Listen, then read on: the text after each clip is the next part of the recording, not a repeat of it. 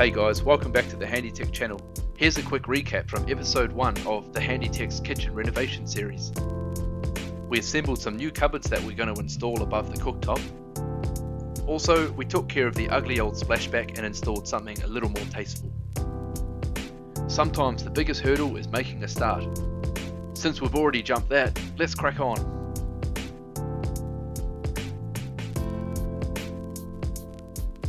We're going to upgrade the extractor, so this old one has to go. Use a Phillips screwdriver to loosen the mounting points, then you can reach your hand through and pull out the plug. The space where our cupboard goes measures 1200mm wide. The central cupboard and the two wine racks on either side of that cupboard make up just around 1200mm, and they're going to sit in that space something like this.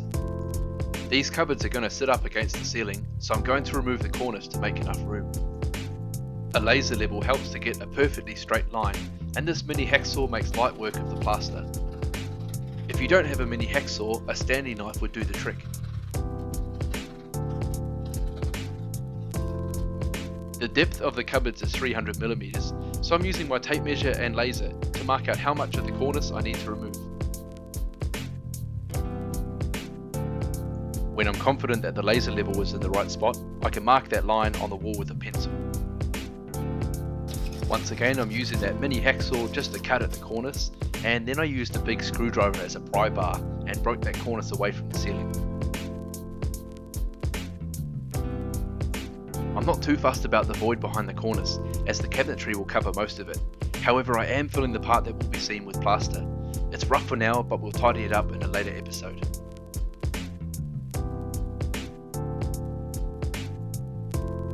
The owner wants her new cupboards to be installed towards the front of our space, so to provide enough load support, we're going to add some structure in the ceiling. Having the cupboards brought forward also provides room for the ducting from our new extractor without compromising cupboard space.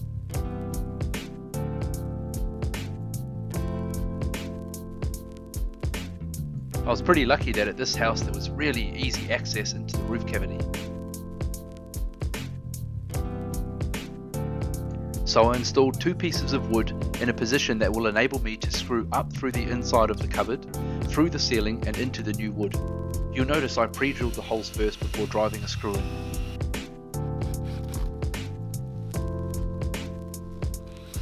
Now it's not shown in the video and I don't recommend this, but I stood on those new pieces of wood up in the roof and I didn't fall through, so I'm pretty sure that whatever they put in the cupboard, it'll be strong enough to handle.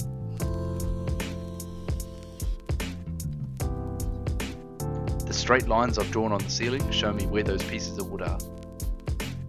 So now that the area is ready for the cabinetry, we can move on to some electrical jobs. There's nothing wrong with this oven, however the owners are opting for a stainless steel look, so we've removed it from its cavity.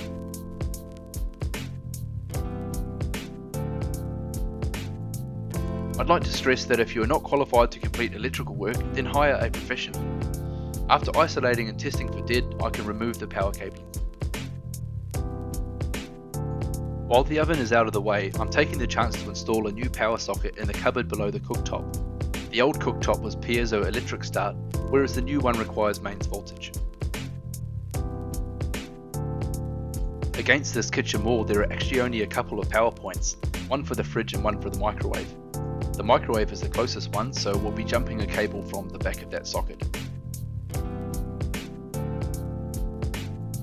The socket will be installed inside the cupboard on the other side of a brick wall, so I used a masonry drill to punch a hole through.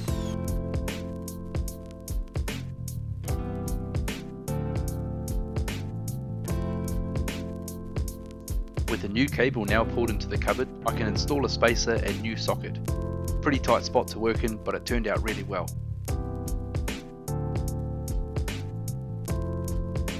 There wasn't a need to install a double socket there, however for a few extra dollars, why not? It's always better to have room for expansion.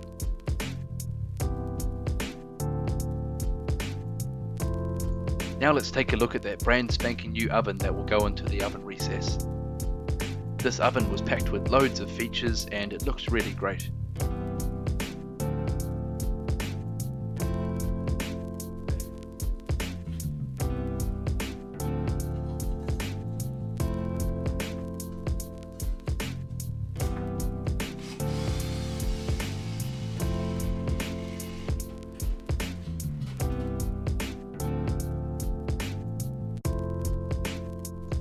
not sure if you've tried to lift an oven before, but they're pretty heavy, so if you can, get someone to help you lift it into place.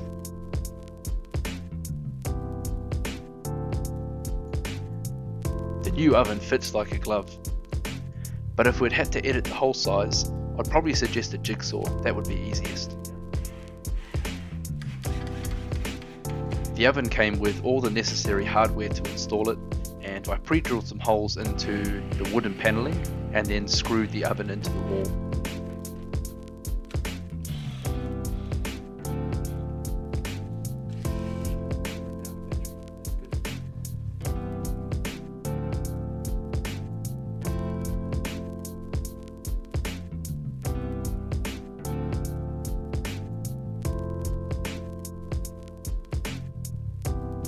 That's all for this episode, but stay tuned for part 3, where I'll install the cupboards and a new extractor. If you enjoyed this video and picked up some tips, hit the thumbs up button and subscribe to my channel. I'd also love to know what you think about the kitchen so far, so leave a comment below. Back to work for me, see you guys next time.